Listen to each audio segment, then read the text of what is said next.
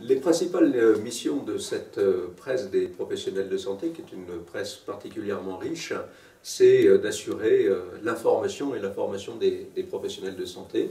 C'est également d'assurer le rayonnement de la pensée scientifique et médicale française à travers le monde et notamment dans les pays de la francophonie.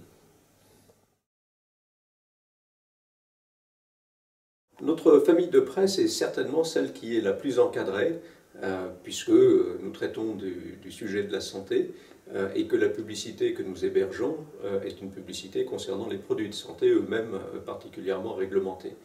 On a donc demandé au pouvoir public de nous aider à desserrer un peu le carcan administratif qui nous enferme trop et qui pénalise le développement de cette presse, au préjudice à la fois de l'information et de la formation des professionnels, mais aussi au préjudice justement de ce rayonnement que nous voulons assurer à la pensée scientifique et médicale française.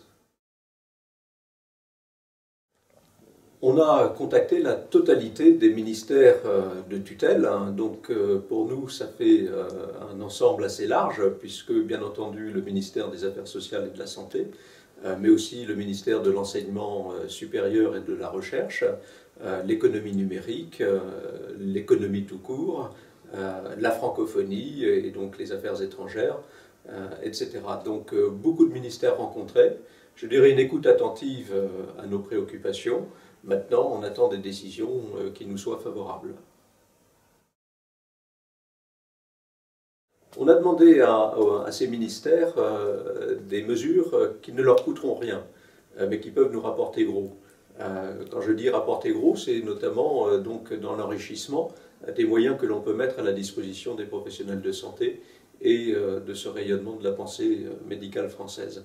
Les mesures, elles sont simples. Par exemple, faciliter les publications en langue française dans le cadre de ce qu'on appelle les enveloppes mairie, c'est-à-dire des financements apportés aux hôpitaux dès lors que leurs hospitaliers publient dans des revues qui aujourd'hui sont malheureusement trop souvent des revues anglo-saxonnes.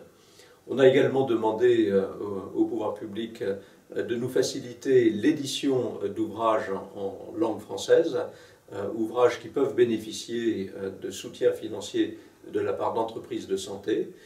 Et puis, on leur a également demandé de revoir peut-être le dispositif d'homologation des publicités, puisque dans notre secteur de presse, ces publicités sont soumises à un visa a priori.